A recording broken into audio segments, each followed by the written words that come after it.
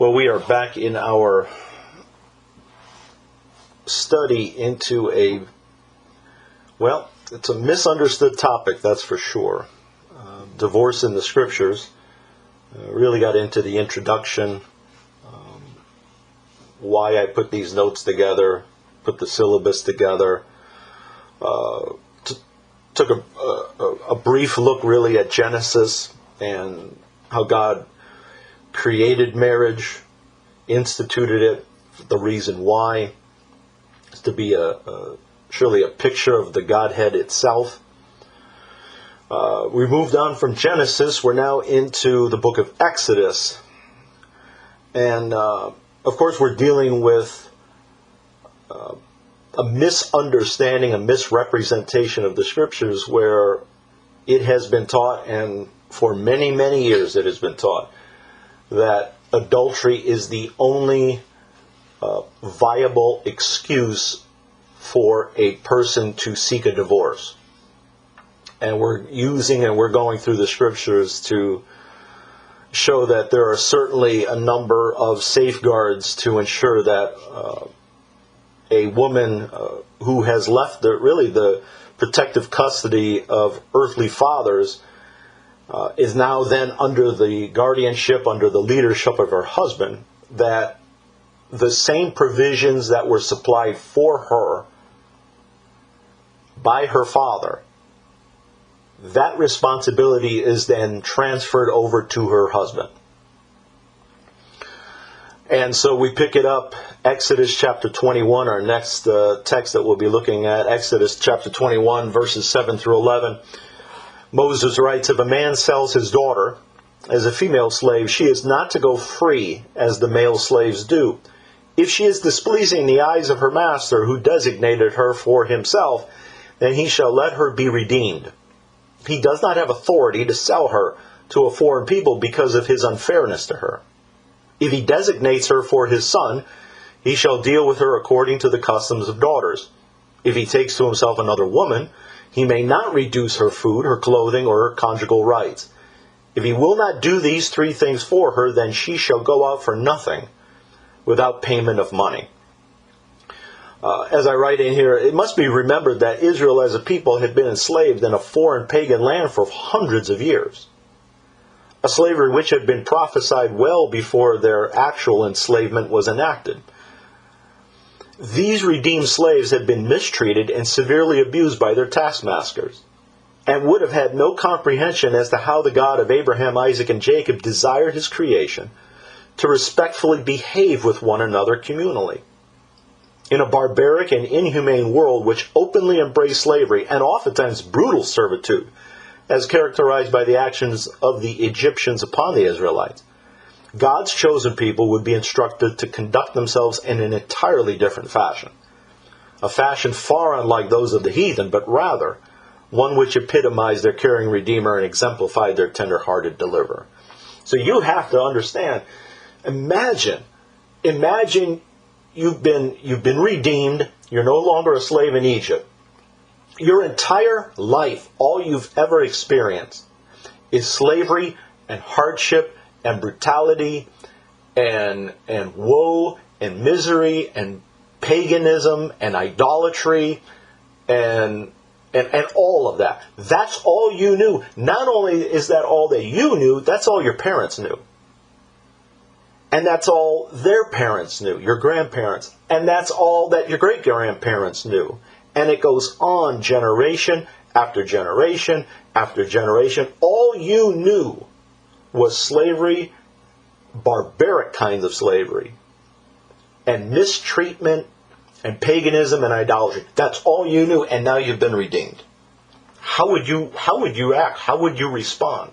How would you know how to treat someone, another slave, another worker? How would you know how to even treat your spouse when all you've ever seen and experienced is sin? So obviously God has to lay down some parameters, right? And as you're going to see as we go through these passages, there are just some things that, my goodness, it's as if, did Moses really have to write this down for husbands and wives to know how to treat one another. Okay. If God is telling Moses, here, this is how I want you to write this down. This is how you're going to treat a female slave. Well, my goodness, if this is how I want you to treat a female servant, then how much more do the principles apply to how a husband is to treat his wife? I mean, does it really have to be done in black and white? Or is that just a given? How can you treat a female servant one way and then abuse your wife? That makes no sense. Especially when we've already determined in the book of Genesis, you're one flesh. Who's going to abuse their own flesh? Tim, in his book, Studies of the Torah, in the book of Exodus, he says, after purchasing the woman for a bride, then deciding not to marry her but marrying another, the man must maintain her welfare. He cannot simply turn her out to a life of poverty. Moreover, if he fails to deal with her properly, she is to be set free without the need to pay any redemption price. With this understanding of the text, based squarely upon the words themselves, rather than supporting polygamy, it sustains the virtue of monogamy, and furthermore shows the requirement to take the marriage relationship seriously.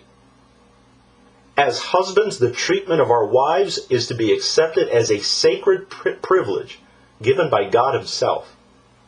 We are to care for her, respect her, and in every way edify her as a picture of how Yeshua Himself cares for, respects, and builds up His bride, the Kehillah. Our love for her cannot be shared or divided, but must be singular, faithful, and enduring. This is one of the highest mitzvot we can fulfill, as this picture is the only one in the universe endowed with such clear brushstrokes of Yeshua's love for His bride. So, again, God's economy when it comes to taking care of a woman, this is how much God cares for women. It bothers me when I hear, and it's liberals, it's progressives, it's the outsiders and unbelievers that point their finger at the Bible and saying how the Bible mistreats women or allows for the mistreatment of women, and it just goes to show your ignorance when somebody says something like that. In God's economy, a woman is taken care of from cradle to grave, and either she's going to be taken care of by her father, who is to supply her with food and clothing and shelter and protection and all of those things. That responsibility is then transferred on over to the husband. The husband has to perform the same thing and then some, of course, right? Because now by that time she has physical needs, sexual needs, and it's the husband's responsibility.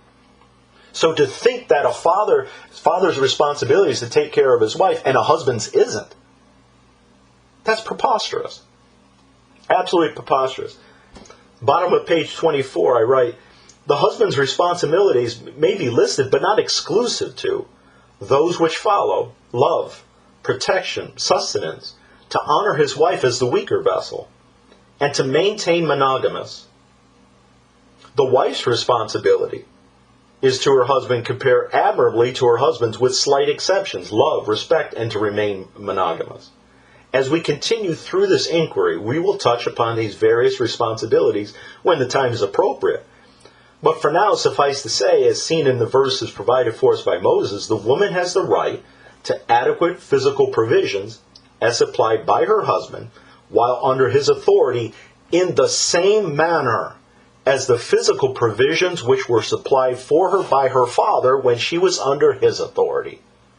As Moses informs us in verse 11, if the man does not provide for her with these, in other words, the basic essentials of life, she is to go free. Meaning that the man has forfeited his responsibilities as a husband and an authority figure in her life, and she is free to seek those provisions elsewhere. So it's more than just, and as Tim said in his book, there's more to it than just walking down the aisle and saying, I do. You are taking on all the responsibilities that her father had for all those years, and then some. and then some. Okay? Now, obviously, you're going to have some issues where we're talking about someone who is just maliciously chooses to break the covenant. In other words, I'm not going to supply for her. I'm not going to take care of her. I'm not going to make sure she's fed. I'm not going to protect her. I'm not going to give her housing. I'm not going to do that. We're not talking about you've taken a marriage covenant which you have entered into with your spouse, with your wife, and God, and you've broken it. Now, but what happens in those situations? Those situations where all of a sudden, hey, a husband loses his job. She's got to be able to understand that, and she has to understand and be there for her husband and lift up her husband and to get through those difficult times. Or in an instance where there's a physical disability, and now that husband can't work the way he used to. Okay. So aside from those matters, what we're dealing with are husbands who are just, there's no other nice way to say it, you're just a loser, a deadbeat. If you got a loser husband and a deadbeat husband, no woman should have to put up with that.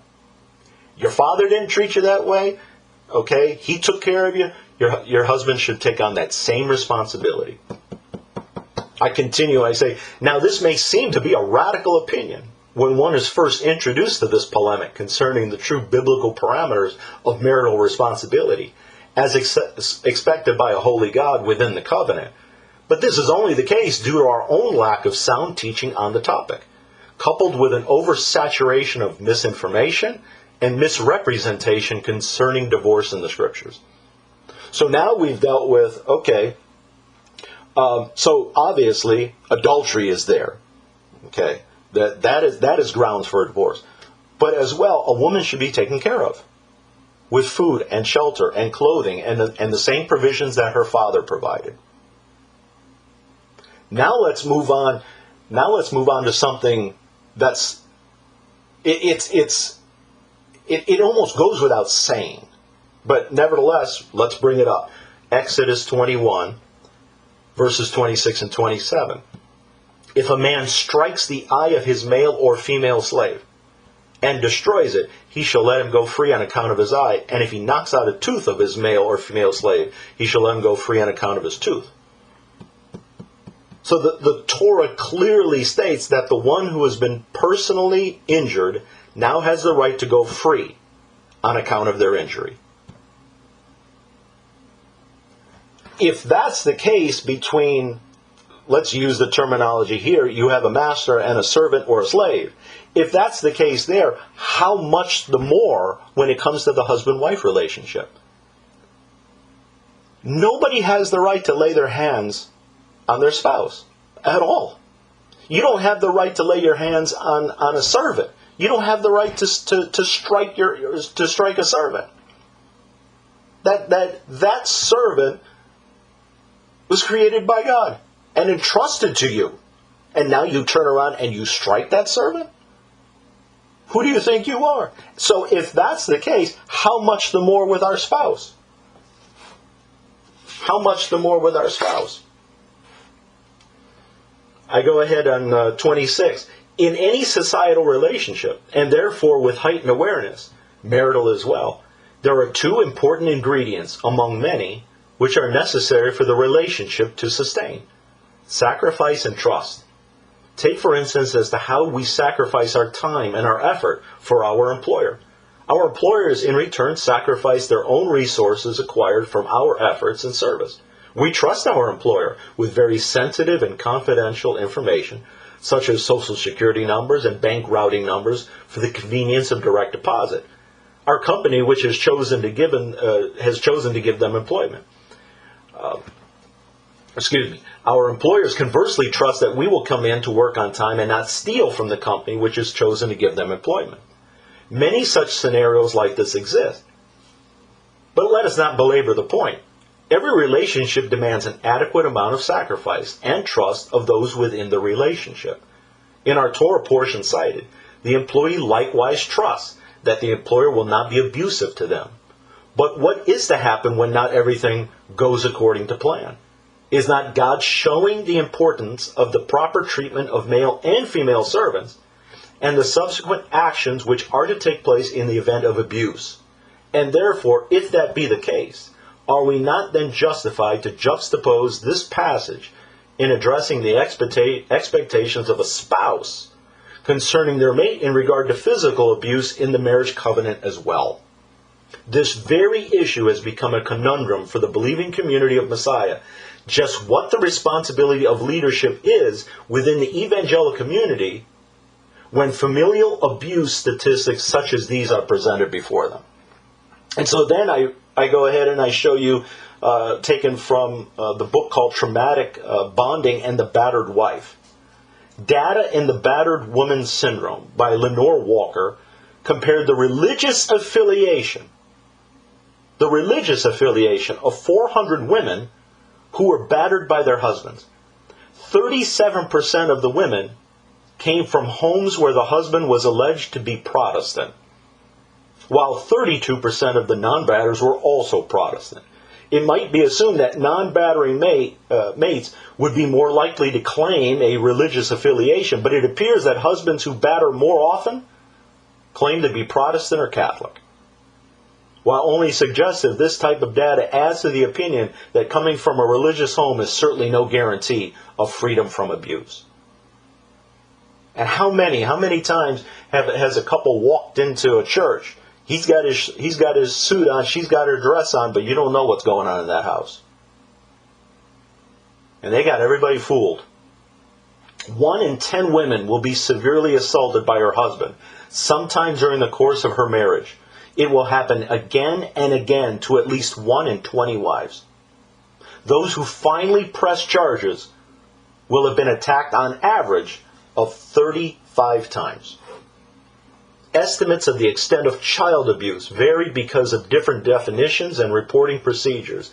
The National Center on Child Abuse and Neglect estimates that over 1 million children are abused or neglected each year. Of these, 100,000 to 200,000 are physically abused, 60,000 to 100,000 are sexually abused, and the remainder are neglected. Between 1,000 and 2,000 children die each year because of abuse or neglect by their adult caretakers. 95% of these caretakers are the children's parents. So, with statistics like that, what are clergy doing? What are pastors suggesting? What are elders suggesting? And rabbis suggesting? And deacons? Do they dare suggest, well, gotta stick it out because, he hasn't committed adultery. Well, if you do go ahead and you do leave him and you get divorced, well, I'm sorry, you're just never going to be able to marry ever again. Really? Where in the Bible does God condemn the innocent? Continuing, the mantra continues to be heralded from pulpits across the fruited plain that adultery, and only adultery, is the sin which must be perpetrated before God will allow a man or a woman to be freed from the shackles of their abusive spouse. Children, in essence, are being subjected to not only being witnesses of the horror occurring within the homes, they are being raised, but oftentimes victims of the same. At some point, as a parent, whether it's the woman in the house that's abusing or the man that's in the house abusing, it's got to stop. And if it doesn't stop, then you have the right. You have the right to leave. You have the right to protect your children. And how dare any church or any pastor say otherwise? And then condemn that person for leaving for the rest of their life.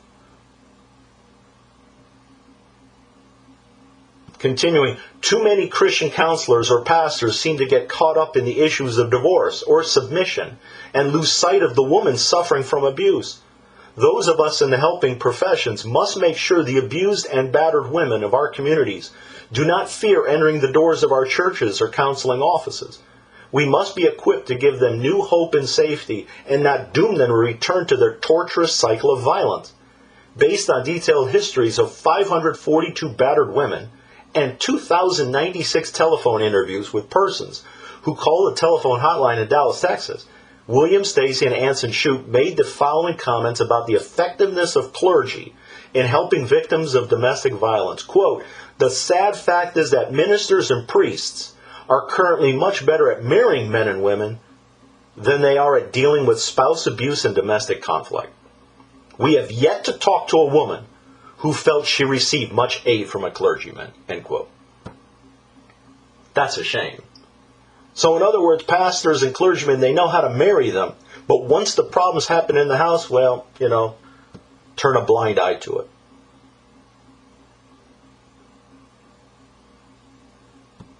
And because many of the clergy and those who are standing in the pulpits, they don't know their Bibles, they can't honestly go to these passages and show the battered woman, look, you are not a punching bag. You need to get out of that relationship. If they knew the scriptures, they would do that. You're not a punching bag. No woman or man in a marital relationship should be used as a punching bag. So there's so many different types of abuse. There's physical abuse for sure. Okay? There's certainly sexual abuse. But not only that, there's verbal abuse, there's emotional, even psychological abuse. Bottom of page 27, Proverbs 19:13, "And the contentions of a wife are a constant dripping." So, hey, I'm not saying they're on the same plane. A man who batters his woman, that is wrong. But a woman who is verbally abusive to her husband, that's also wrong. She wasn't created by God to be a punching bag, and he wasn't created to be a doormat either. Proverbs 21 verse 9, "It is better to live in a corner of a roof than in a house shared with a contentious woman." Men cannot treat their wives any way they want, and women cannot treat their husbands any way they want. Proverbs 22 verse 24, "Do not associate with a man given to anger, or go with a hot-tempered man." Proverbs 29 verse 22, "An angry man stirs up strife, and a hot-tempered man abounds in transgression." 1 Peter 3 verses 1 and 2. "In the same way, you wives, be submissive to your own husbands, so that even if any of them are disobedient to the word, they may be won without a word by the behavior of their wives, that they observe your chaste and respectful behavior." So obviously, that's what we would want in a situation where you have perhaps a saved wife and an unsaved husband. Do you want to see that husband come to faith? Of course. But if he's going to be abusive, no. It's time to go. It's time to go. Abuse is a sin, without question, but it's a sin that's not unpardonable.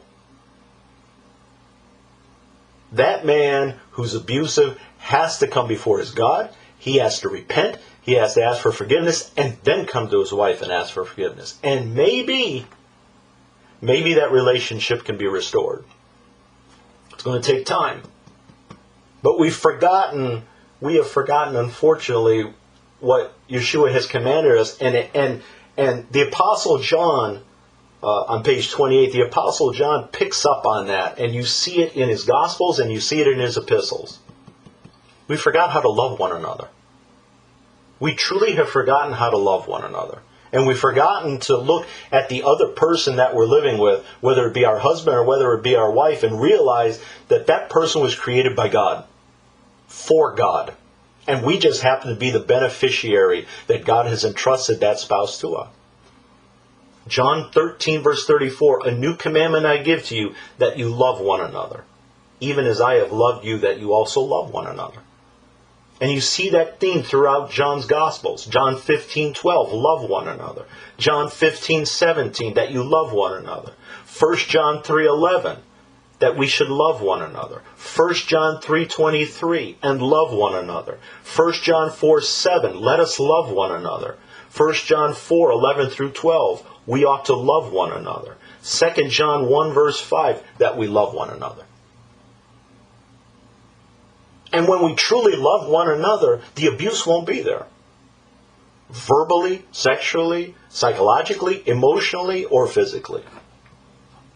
God's purpose plan for the human race has always been to subdue and rule over the earth, in addition to worshiping Him in spirit and in truth. we are not only to love him, but in showing our love for one another. The love that we do have in him will be expressed to a lost and dying world. Sin has unfortunately clouded that love by capturing our flesh and urging us to focus more on ourselves and our desires than on the one who is deserving of all our praise and honor. Divorce is never the ideal choice to take when in an abusive relationship, but with that being said, when one spouse in the marriage covenant has chosen to harden his or her heart of their own initiative, whether the abuse is verbal, emotional, or psychological, we as a believing community do not help the victims in that marriage by making the option of divorce the enemy to be loathed. When someone is being abused in a relationship, you can't go ahead and tell that person, well, try to stick it out. Well, is he cheating on you? They're being abused. And all of a sudden you treat divorce as like, oh my goodness, if you do that, you might even lose your salvation. We all at one time, at least one time, we've lost our cool. Okay? You had a bad day, right? Your boss got on you, whatever, right? You had a bad day, and man, you're looking for something. I mean, you're looking for a reason to blow your top, right? And just let me yell at somebody. And unfortunately, sometimes that person happens to be the spouse. And they're the first one you see when you walk in the door. Okay? That's not what we're talking about. We're not talking about somebody that just lost their cool. You know what? And I said something I shouldn't have said. Because really, the person that's walking with God, once you go ahead and you say it, you realize you did what you did, you come back, hopefully within moments, and you say, you know what? I am really sorry for the way I've acted. That was foolish of me. I was mad about something, I took it out on you, and I never should have. We're talking about here about somebody who is just flat out abusive. And continues to be abusive without any regard for the other person at all. I mean, that is a breach of covenant. You've entered into the covenant and you've broken the covenant. Page 29. Thus far, our inquiry has reiterated several foundational truths which have been universally accepted in regards to the marriage covenant. That it was God's design from the beginning that one man would be joined with one woman for the rest of their lives. But our inquiry has also uncovered several other foundational truths concerning marriage embedded in the Torah of Moses, whereby when a husband has failed to adequately provide what is necessary in regards to his terms of the marriage covenant, that husband has, in essence, relinquished his claims over his wife. Conversely, when the wife in the relationship fails to adequately provide what is necessary in regards to her terms of the marriage covenant, she likewise relinquishes her claims over her husband. We have also discovered in the book of Exodus that when a wife in the marriage contract has been repeatedly and maliciously offended in any or all forms of verbal, emotional, or psychological abuse, and I can throw sexual in there as well, that wife has the right to a legal release from that marriage contract. The released and offended party in the contract is free to establish a new contract of the same sort with a new partner. The old marriage in no way precludes the remarriage. As will be seen as we continue further in our investigation, without a clear understanding of the Exodus 21 passage, it is virtually impossible to understand the words of the Messiah Yeshua in Matthew 19 or Mark 10, or the words of the Apostle Paul in chapter 7 of his first epistle to the Corinthian congregation. Our next chapter of study will delve into the area of foreign women who have been captured as spoils of war by Israelite soldiers, and how the Lord God protects those very same women, as well as our first look as to how the scriptures handle the topic of divorce. And that's when we get into Deuteronomy, and we'll do that in our next lesson.